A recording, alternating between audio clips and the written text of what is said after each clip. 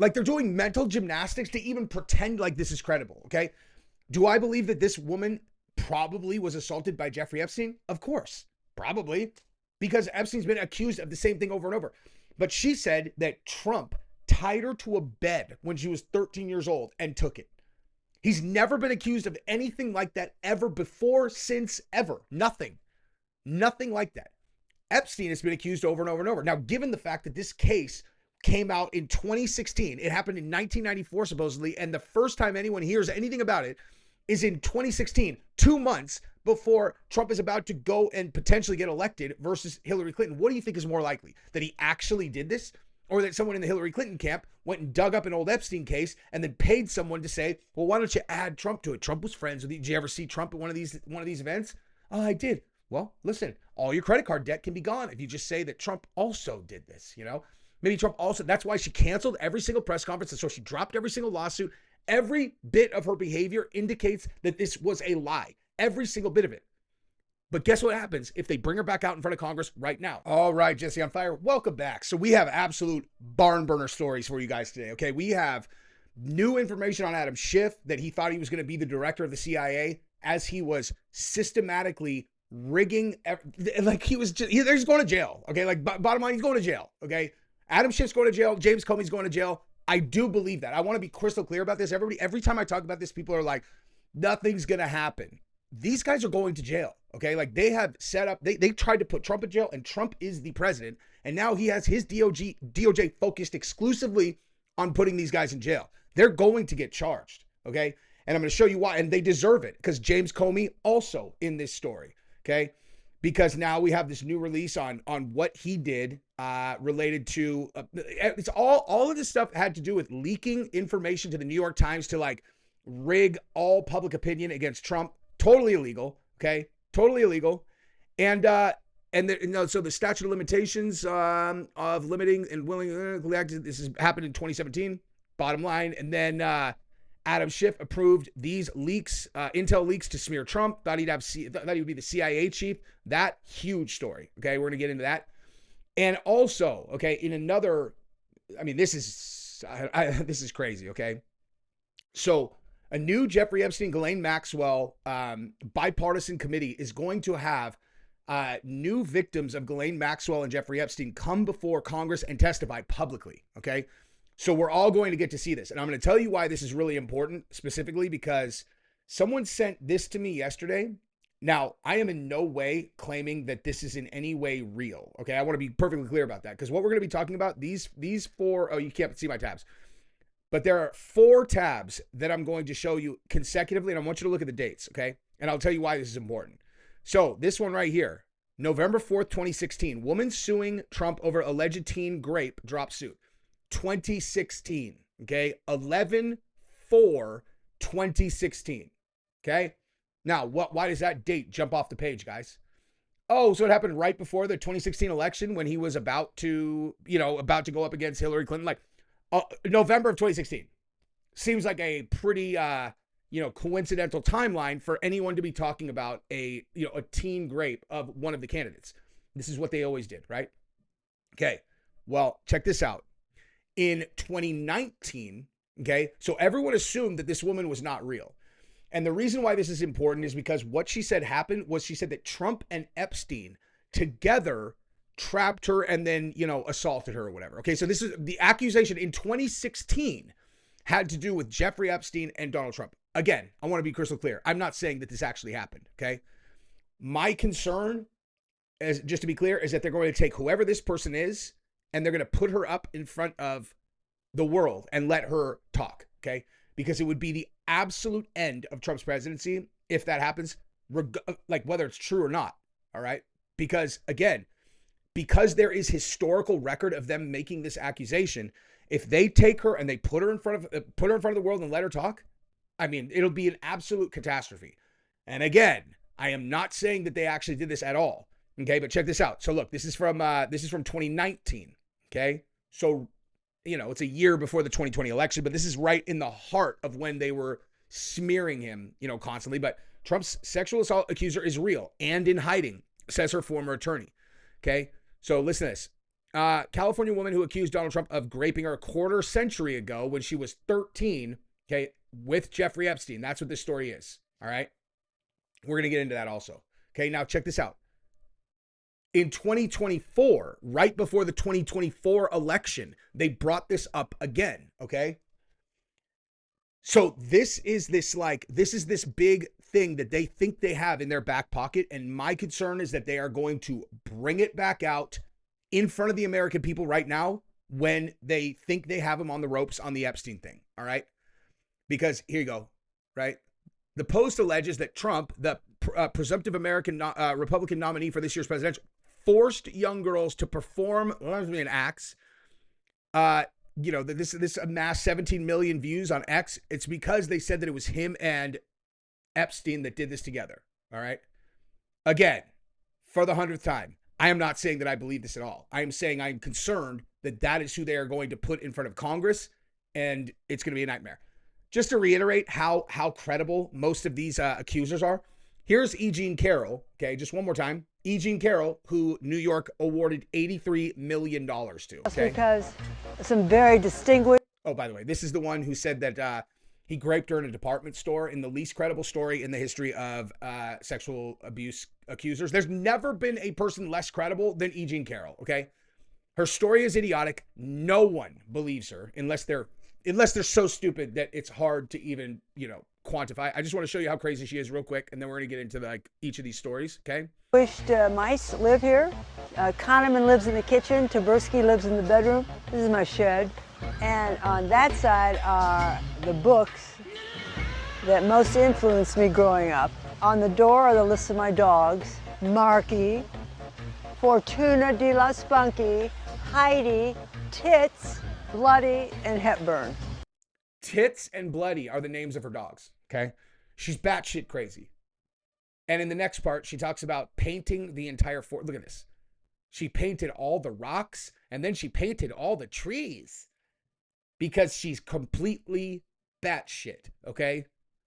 But somehow, she still got a New York judge to award her $83 million, okay? It's rigged, it's horseshit, but we're going to get into all of that, all right? But we are going to start with Adam Schiff, who is a criminal. I am convinced of that. You're bottom line. This is a person whose eyes say, I play dirty, I'm a liar, and I absolutely will break the rules if it helps my case in any way, shape, or form, right? But go ahead and subscribe to the channel if you haven't yet. Let's handshake it, guys. Here's what I tell you I will do. I promise that I will always deliver on the stories that I say I will deliver, and I will always tell you what I actually think, and I will never sugarcoat any of it, okay? So I'll say in advance, do I think that Trump put hands on a 13-year-old? No, I don't. I don't believe it, okay? I don't believe it, but I'm still going to tell you the story anyway, okay? So let's handshake it, and we are going to agree that you will like this video and subscribe to the channel. I appreciate you guys. All right, so Adam Schiff approved intel leaks to smear Trump, and he thought he'd be the CIA chief if Hillary Clinton won, whistleblower. So now that right there would be referencing 2016. So they were releasing intel leaks in 2016 at the same time that this person was coming up with this story about him and Epstein, whatever. So he was the top Democrat on the House Intelligence Committee. He authorized leaks of classified information to tarnish President Trump's image during the Russiagate probe. Having assumed he would lead the CIA in a Hillary Clinton administration, according to newly released whistleblower statements. The unidentified male source, who worked as a Democratic staffer on the House Intelligence Committee for 12 years, after more than 2 decades in the intelligence community, told FBI agents in December of 2017 that the mood among the panel had become indescribable after Trump's upset win the year before. Ranking member Schiff was particularly upset, as he had believed he would have been appointed the director of the CIA had candidates Hillary Clinton won the election. In 2017, the same whistleblower told investigators that he had heard from a congressional staff colleague around 2016 that Schiff would be offered the CIA job if Clinton won. Okay, so he's really butthurt, Oh my gosh, I was supposed to be leading the CIA. Let's smear Trump. And you're like, yeah, but she didn't win. Well, so what? I'm angry. Let's You know, let's slander some people. Let's leak some classified documents. You know, let's commit crimes that 8 years later are going to catch up to us, and I'm going to end up in prison. After Trump was sworn in as the 45th president in September 2017, interview reads, Schiff believed Russia hijacked the election and the United States was in the middle of a constitutional crisis. Classified information began leaking to the media. Democratic minority leadership was aware of the leaks, but was under the impression that leaking the information was one way to topple the administration and fix the constitutional crisis. Isn't it amazing that whenever their people don't win, it's a constitutional crisis? You know what I mean? It's like, hey guys, if you're telling me there's a constitutional crisis going on and what you have on your side in terms of your stories are like Donald Trump won. And what you have on the other side is, hey, let's start leaking classified information. Let's fabricate a story where a foreign government colluded with the current president in order to steal the election. Okay. Well, one of you sounds like you're committing treason, and the other one sounds like you just got an upset presidential win. Okay, so during an FBI interview in 2023, the whistleblower recalled being part of an all-staff meeting called by now Senator Schiff, at which the Democrat stated the group would leak classified information, which was derogatory to the President of the United States, Donald J. Trump. He stated the information would be used to indict President Trump. This is why he's going to get indicted, okay? The whistleblower said he objected to Schiff's idea. A summary of that interview reveals only to be told by other participants that they would not be caught leaking classified information. Oh, well, that's good. Sometime later, the whistleblower said he was approached again about leaking against Trump and responded he believed this activity would be unethical and treasonous. It would. The whistleblower, whoever this person is a hero, okay? They later reached out to the FBI and was even invited to attend a mock grand jury hearing, only to later be told that the Justice Department would not investigate further. Yeah. The investigators believe Schiff was protected by the Constitution's speech or debate clause, which bars the apprehension of legislators for their professional activities except in the event of felony, treason, and breach of the peace. Wow. And the whistleblower said he did not believe Schiff's actions were covered by the speech or debate clause. Yeah, that's because they weren't. That's unbelievable. The whistleblower's claims were first reported when Kash Patel, we found it, we declassified it. Now Congress could see how classified information was leaked to shape political narratives and decide if our institutions were weaponized against the American people. Throw this fucking guy in jail, dude. Okay. Now, over drinks that evening, oh wait, I'm sorry, I missed one. So, in October 2017, FBI memo claimed that word was spreading among committee staff that the whistleblower had been fired for a perceived lack of party loyalty. When a Republican staffer went to offer condolences, the memo relates the whistleblower told them they had lost their job because there was an expectation of leaking and he refused to participate. Unbelievable, dude. And yeah, they had the Intelligence Committee had established a system for leaking in which sensitive information would be given to Schiff, after which a decision was made as to who would leak the information. Okay, listen to this, dude. The whistleblower allegedly claimed to have been warned to be careful because Eric Swalwell had a reputation for leaking classified information. Swalwell later fired back at Patel when asked by the Post about the report. Quote, "Come get me, Kash," Swalwell chided. "This Trump stooge foreshadowed this type of bullshit when he put me at the top of the enemies list in his book. Kash thinks he can silence me. He won't. As long as this is a free country, I will freely speak out against Trump's corruption." This is a guy who got caught having sex with a Chinese spy, okay? This is a guy who is talking about corruption. This guy is a joke. Put him in prison too. Lock them all up, dude. Unbelievable, dude. The FBI earlier this month initiated an investigation into former CIA Director John Brennan and ex-FBI Director James Comey for any potential criminal actions taken as part of the Russia probe. Okay, well, yeah, let's go right there, dude. Let's just move over right there. So listen to this little number about James Comey. This is a very long piece that you have here. Yeah. It is a worthwhile read. I'll let you sum it up, and then I want your conclusion on what you're finding here, because to me it's very damning. Well, what you find out is that James Comey decided not to work through the FBI press office when he wanted to change the narrative in Washington, burnish his reputation against attacks from Democrats, and try to sully Donald Trump's reputation. If you remember, Democrats were mad that James Comey let out of the bag just before the election that there might be some new evidence in the Hillary Clinton email scandal. Hillary blamed Comey for throwing the election. She blamed the Russians for throwing the election. She blamed everybody but herself for throwing the election for her. But Comey was trying to rehabilitate that. And so he had an intermediary, a Columbia law professor by the name of Daniel Richman, who the FBI confirmed and interviewed. And Richman said, yes, I used my relationship with a New York Times reporter named Michael Schmidt. He's one of the authors of the Pulitzer Prize winning package that President Trump is now suing over. And my goal was to improve negative stories about James Comey and to set a narrative, i.e. set the Russia collusion narrative. This guy worked around the official channels of the FBI press office. And at one point, the FBI noted, you met with James Comey. He gave you access to classified information. A short while later, you had a conversation with that New York Times reporter, and he ends up reporting something that appears to be classified. Did you do it?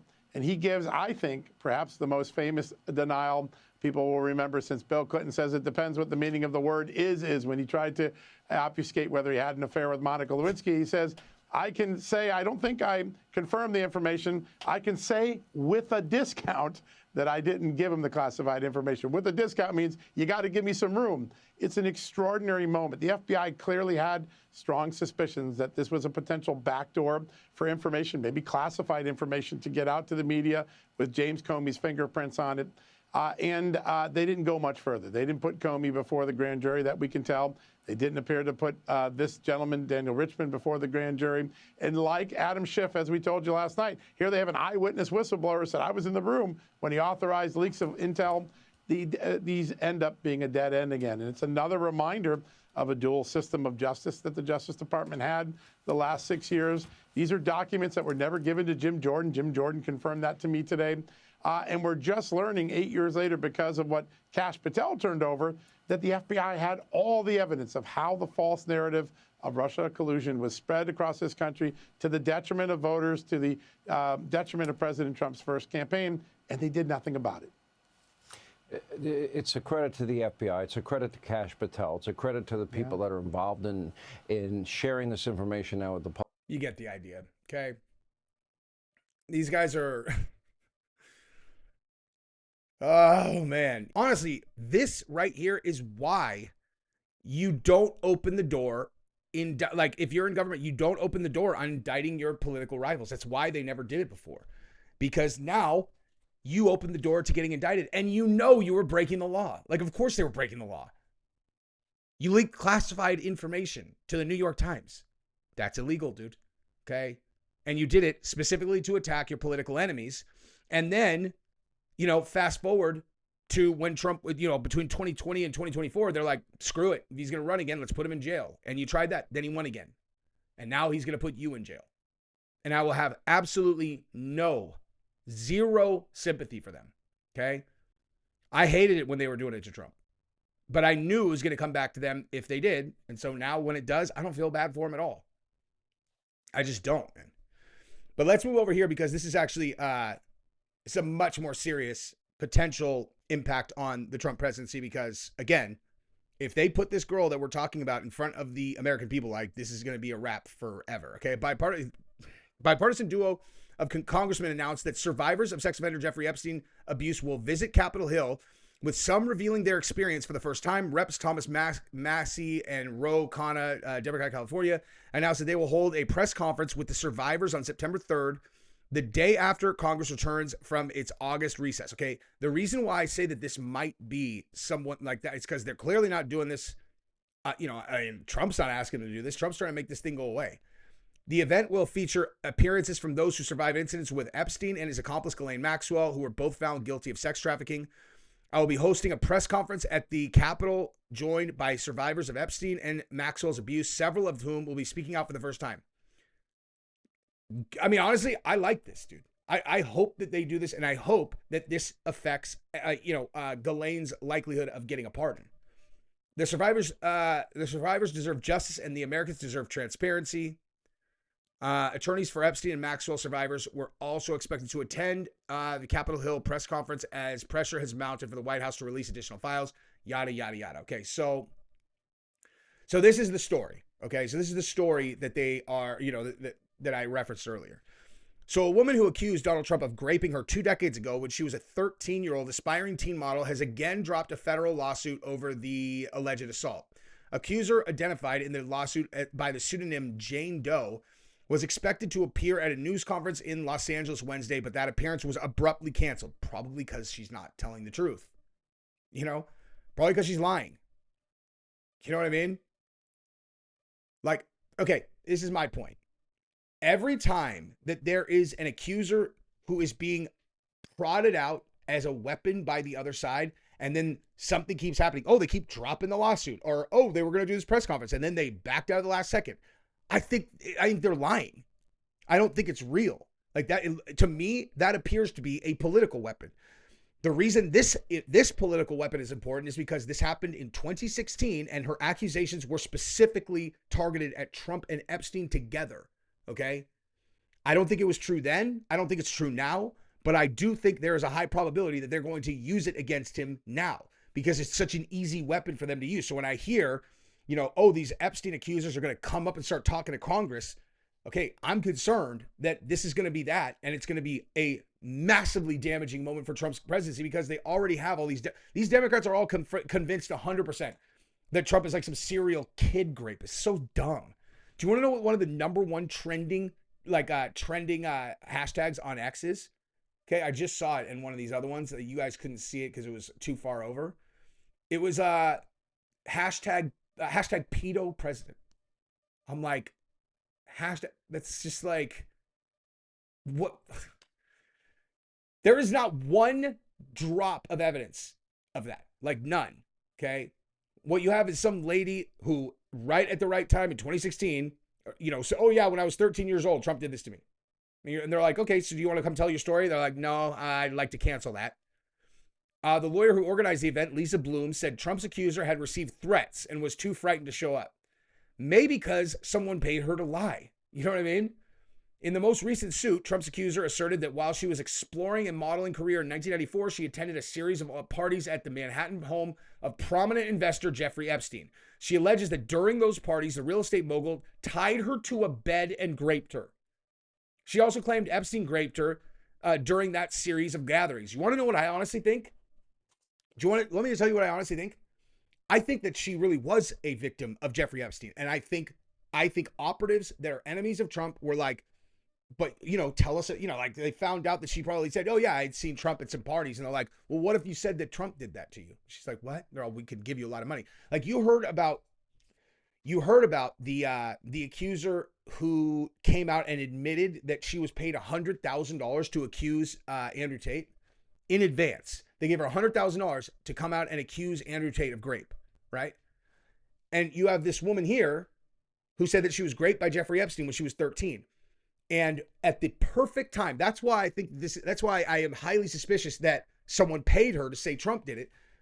At a perfect time in like whatever this was, November of 2016, she comes, he's like, oh yeah, also Trump was there and Trump also raped me. It's like, well, that's convenient, Why didn't you sue Trump for that like 20 years ago? You said this happened in 1994. Why didn't you sue him then? What possible, like, what's the right way to put this? If this incident that happened, you're 13 years old and Trump and Epstein both raped you, okay? That's in 1994. The first time you brought this up is in mid 2016 when he's running for president. Okay, what caused her to come forward at that time and say that this happened?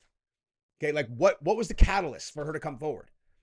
Because if I know Hillary Clinton, okay, I would guess that someone in her vicinity or someone who wanted her to win the presidency would dig this case up and they would say, why don't you add Trump to that? And we will take care of all of your credit card debt. And we will take care of all of this other stuff. So why don't, instead of just Jeffrey Epstein did this, why don't you say Trump did it also and we'll give you this money? You know what I mean?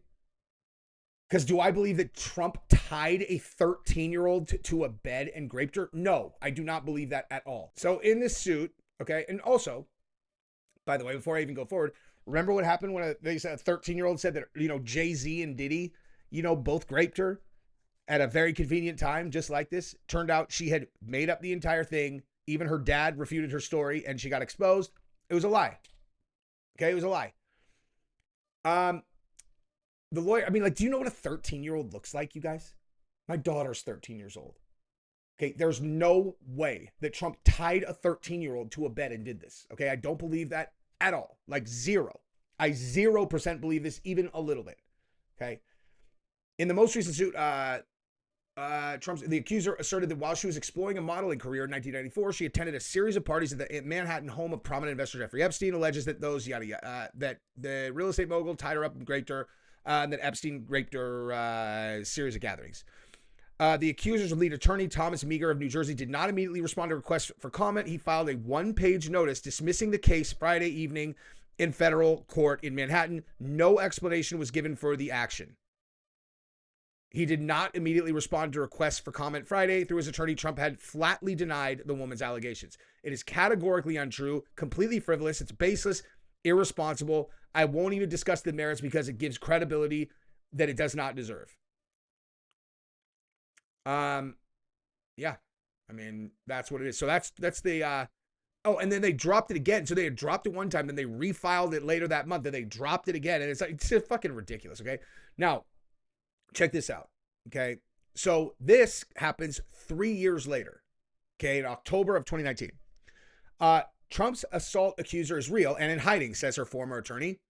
The California woman who accused Donald Trump of raping her a quarter century ago when she was 13 has gone to ground, says her former attorney, deepening the mystery surrounding Katie Johnson. Here's another thing, okay? Trump doesn't drink, okay? Trump does not drink. So the idea that a sober young Trump would tie up a 13-year-old and rape her, and there's not a string of girls with this accusation is absurd. That's not the way this works. Okay, people who do that, they do it all the time.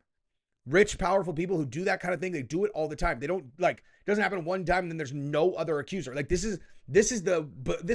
would do this is a psychopath, okay? They're a Jeffrey Epstein type. They are not a person who gets accused one time in a very convenient moment where they're running for president and then never again.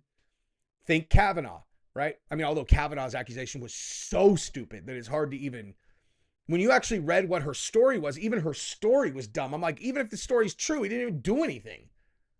Oh, he played around with you when he was drunk and didn't even kiss you, didn't try to take off your clothes, nothing.